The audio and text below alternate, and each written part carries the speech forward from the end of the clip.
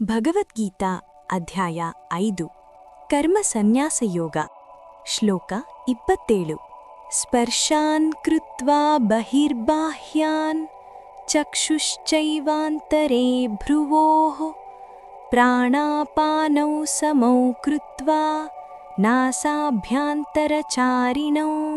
ಕನ್ನಡ ಅನುವಾದ.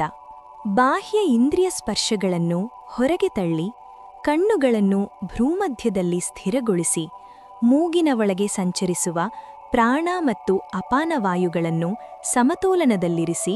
ಅರ್ಥ: ಈ ಶ್ಲೋಕದಲ್ಲಿ ಶ್ರೀಕೃಷ್ಣನು ಯೋಗಿಯು ಹೊರಗಿನ ಜಗತ್ತನ್ನು ತ್ಯಜಿಸಬೇಕೆಂದು ಹೇಳುವುದಿಲ್ಲ. ಇಂದ್ರಿಯಗಳ ಅಲೆಗಳಿಂದ ಮನಸ್ಸನ್ನು ಹಿಂದಕ್ಕೆ ಕರೆದು ಒಳಗಿನ ಮೌನದತ್ತ ಕರೆದೊಯ್ಯುವ ವಿಧಾನವನ್ನು ವಿವರಿಸುತ್ತಾರೆ. ದೃಷ್ಟಿಯನ್ನು ಭ್ರೂಮಧ್ಯದಲ್ಲಿ ಸ್ಥಿರಗೊಳಿಸುವುದರಿಂದ ಮನಸ್ಸಿನ ಚಂಚಲತೆ ನಿಧಾನವಾಗಿ ಶಮನಗೊಳ್ಳುತ್ತದೆ. ಉಸಿರಿನ ಪ್ರವಾಹ ಸಮತೋಲನಕ್ಕೆ ಬಂದಾಗ ಮನಸ್ಸಿನ ಅಲೆಗಳು ಶಾಂತಗೊಳ್ಳುತ್ತವೆ.